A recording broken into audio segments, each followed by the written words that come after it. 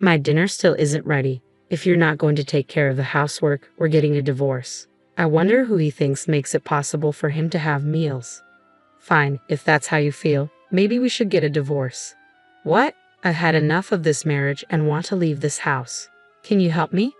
Why should I? We're no longer connected, right?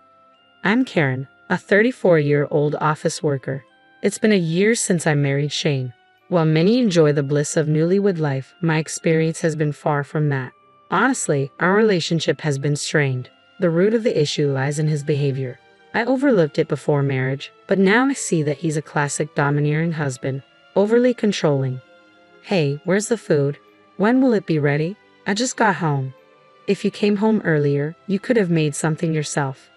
What are you talking about? Don't you see I've been working hard and just got home? I was at work too. Your job can't be that important. I probably make more than you do. Bragging about your earnings. You're really narrow-minded. I hold a significant position at my company. I'll be earning more than you soon enough. Well, I hope that's true. Are you doubting me? How dare you question me like that? My husband reacts defensively to every word I say, trying to exert control. I'm going to set a curfew for you. A curfew? I was taken aback by his sudden declaration. We're not children. I'm serious. Be home by 7:00 p.m. Don't say such ridiculous things. I might be working late because of overtime. No matter how much I protested, my husband remained unyielding. Be quiet. I'm serious. You need to follow this rule. A promise should be made with mutual agreement. What my husband was imposing was nothing but coercion, a blatant threat. A few days later, after coming home past 8:00 p.m. due to work, I was met with an unbelievable situation. What? What do you mean? As I tried to unlock the front door, I realized the chain was on. Panicking, I pressed the intercom. Yes? I heard my husband's voice through the intercom. What's going on here? What do you mean? We agreed on a curfew of 7:00 p.m., didn't we? Huh? You were serious about that? Of course I was serious. I told him that while he speaks with such confidence, his behavior is just childish. I really want him to stop. Stop the nonsense and just open the door. No way. You always get so full of yourself. Full of myself? What are you talking about? I'm saying you act so arrogant when you think you have the upper hand. In the end, my husband really refused to let me into the house. I was deeply unsettled by his drastic change, wondering how he could have become so different from the man I once knew. We had first met at a social mixer. At that time, he was a successful businessman working for a top company, and he was very intent on winning me over. With his career and finances stable, I was drawn to his advances. He was always polite and respectful, and that didn't change when we started dating. I believe he was a kind and wonderful man, and I was truly happy when he proposed. Karen, I vow to make you happy with these hands of mine. Trust me, and let's build a future together. Yes, thank you. I look forward to supporting each other. I had believed that marrying him would surely lead to happiness, but once we were married, it was far from what I had imagined. My husband turned out to be selfish, arrogant, and prone to verbal abuse. To make matters worse, about 6 months after our marriage, he abruptly quit his job. You quit your job? Why? That company wasn't worth it. They didn't appreciate my talents. Why should a junior be promoted over me? It's absurd. He left his job on a whim, frustrated by his lack of promotion. It was a shocking turn of events. I had respected him as a confident professional working at a prestigious company, and I had tolerated his verbal abuse as a result. But now, my once elite husband was suddenly unemployed. He went to numerous job interviews afterward, but none resulted in an offer. Damn it, why is this happening to me? I come from a top company. Even though I'm lowering myself by applying here, why can't I get the job? Maybe it's your attitude that's coming through in the interviews. Ha! Don't act like you know anything. Your workplace is a lower-ranking company anyway. That's harsh. So, you think so? I'm just speaking the truth. My husband took out his frustration on me. He had always been controlling at home, but his verbal abuse escalated significantly. Eventually, unable to find a new job, he settled for a part-time position working only 3 days a week, claiming it was due to job hunting. His income dropped to around $700 a month, yet he continued to act arrogantly toward me. My view of him deteriorated daily. and I regretted marrying him more and more. I found myself constantly overwhelmed with household chores and meal preparations while enduring his endless complaints. It felt like dealing with a teenager, and I was left physically and emotionally drained despite everything. I couldn't bring myself to consider divorce even though we had been married for less than a year. During this time, my husband grew increasingly bold, eventually setting a curfew for me and locking me out of the house. I wondered why I had to endure such treatment. After coming home exhausted from work and even doing the grocery shopping, he locked me out for missing the curfew. I was completely bewildered. Normally, I would consider returning to my parents' home, but since they had passed away, I didn't know where to turn. Desperate for help, I decided to call my best friend, Mika. "Hello, Mika, can I come over now?" "What's going on? Did something happen?" "My husband won't let me into the house." "What? Why not?" "Okay, come over right away." "Thank you so much." With that, I hurried to Mika's place. "Sorry for the sudden visit." "Don't worry about it. What happened?" I explained how my husband had locked me out of the house because I missed the curfew he had set. "He actually did that?" "Yes, I can't believe it. It feels like he's being really abusive. Maybe his pride from working at a big corporation is making him look down on you." "Oh, and I also mentioned my husband's sudden resignation." "What? A part-time job? That's unbelievable. How can he act like this when you're the one supporting us?" "Yes, I'm thinking it might be best to leave him sooner rather than later. But we've only been married for less than a year. It doesn't feel right to just get divorced so easily." "Karen, are you truly happy?" "No." My best friend looked concerned, pondering for a moment before offering a suggestion. "I'm not sure if your marriage can be salvaged, but maybe you should start documenting his abusive behavior. You could keep a record or even make recordings." "Really?" "I believe you should divorce him as soon as possible. And if you do decide to go through with it, I hope you can ensure he faces serious consequences." "Yeah, you might be right." "Exactly. It's important to document everything, and I'm here to support you through this. If you need a safe place, you can always come here." "Thank you, Mika." My best friend was a tremendous source of comfort and support, and I was truly grateful. Having her as an ally gave me the courage I needed. To show my appreciation, I used the ingredients I had bought from the supermarket to prepare a homemade meal for her. "This is delicious, Karen. You're really skilled at cooking." "Really? It's been a while since someone praised my cooking, so I'm thrilled to hear that."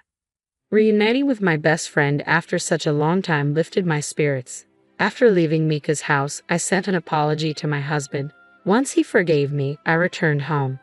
"Have you really thought about what you did wrong?" "Yes, I realize I was wrong. I'm sorry." As I apologized with my head bowed, my husband's expression softened with satisfaction. "As long as you understand, that's fine. Just be more careful next time." From then on, I did my best to meet my husband's demands. Despite my efforts, he often resorted to insults when he was in a bad mood. His words were belittling and dismissive, and each time they cut deep. I began recording these incidents, gathering evidence for when I reached my breaking point. My husband remained unemployed, only working part-time. It seemed he wasn't even trying to find a new job, as if he had given up. I was managing to support both of us with my income and handled all the household chores. He continued to complain and act badly towards me, trying to assert control. He seemed content with the situation, dependent on my salary, yet treating me with emotional abuse. I confided in my best friend that I didn't want a divorce, but my patience was wearing thin with his increasingly unacceptable behavior. I felt like I was at the end of my rope. How could he be so insensitive? How does he view me? Why did he even marry me? These questions plagued my mind. One day, after being forced to stay late at work, I arrived home past 7 p.m. Thankfully, my husband was out and hadn't returned yet, so I managed to get inside and began hastily preparing dinner. But he came home soon after. "Oh, well, welcome back." Noticing that dinner wasn't ready, he looked displeased. "Why isn't dinner ready yet?" "I'm sorry, it will be ready soon." "Don't lie, it looks like you've just started." I apologize. I just got home. As we talked, I noticed he was carrying a bag from an expensive brand. While I was working hard, he had been leisurely spending on luxury goods. His selfishness was infuriating and inexcusable. Despite this, he continued to berate me, completely disregarding my feelings. "Are you incapable of learning, or are you deliberately trying to provoke me? You incompetent fool. If you neglect the household, we'll get a divorce. Do you understand? In that moment, my patience snapped. Did he really think he was entitled to a meal provided by someone he treated so poorly? Fine, if that's how you feel, shall we get a divorce then? What? My husband looked stunned. I've decided to leave this house. Are you really serious about divorcing me? Yes, I can't continue with you. You're superficial, useless, arrogant, and the worst partner I've ever had. My words seemed to ignite fury in my husband. His face reddened and his whole body trembled with rage. How dare you speak to me like that? As a low-ranking employee, you have no right to criticize me. I have no use for a woman like you. With that, he pulled out a prepared affidavit from a drawer. I hadn't realized he had it ready, but it worked to my advantage. I quickly signed the document, gathered my things, and left. Now, I had severed all ties with him. Feeling liberated, I headed to Mika's house, where she greeted me warmly. You've worked hard. Now you're free. Yes, I wouldn't have had the courage to divorce without your support. I'm really grateful. Don't let your guard down. It's not over yet. He needs to face the consequences. Absolutely and thoroughly. I hired a lawyer and filed a lawsuit against my ex-husband for moral harassment. He seemed quite flustered, clearly not expecting a legal battle. Why me? And don't mess around. He erupted in anger. I was relieved to leave the details to my lawyer, avoiding direct confrontation with his outbursts. My lawyer methodically presented the facts and evidence, and eventually, my ex-husband seemed to resign himself to the situation. He had been blaming me for the divorce to his parents, but the lawsuit compelled them to seek the truth. Upon learning the full story, they were horrified and decided to disown him. Now that he had lost his support system, my ex-husband was left to figure out how to manage on his own. He continued living in the expensive apartment he had always coveted during his employment. Even after quitting his job, I had been transferring money to cover his rent. But now that we were divorced, he had to handle his living expenses, rent, and compensate me for his abusive behavior. With rent set at $1,000 a month and his income not sufficient, he was in dire straits and reached out to me for help. Hello, what's the problem? Help me, I'm at a loss here. Why should I help you? We have no obligations to each other anymore. But we once loved each other, didn't we? That's unsettling. What do you mean? Do you think you're entitled to forgiveness just like that? Do you realize how deeply you've hurt me? I'm sorry. I'll apologize properly.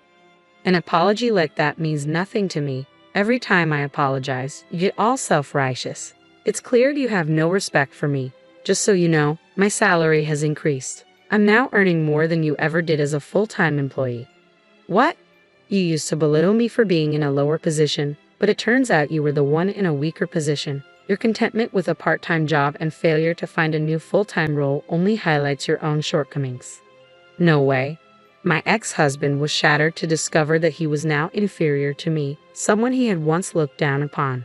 There's nothing more to discuss. If you contact me again, I'll report you to the police. Hey, wait. I declared this firmly, ignoring his pleas and ending the call. I had already blocked his number and intended to sever all ties with him. Later, I learned from my former in-laws that he had settled his unpaid rent with a loan and moved out of his apartment. He is now working full-time and living in a more affordable place. Despite this, he continues to make alimony payments to me on time, indicating that he's working hard with a renewed sense of purpose.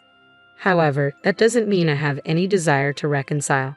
I am now living in a spacious new flat with my best friend Mika. We fill our days with fun, conversations, evening drinks, and a peaceful, fulfilling life.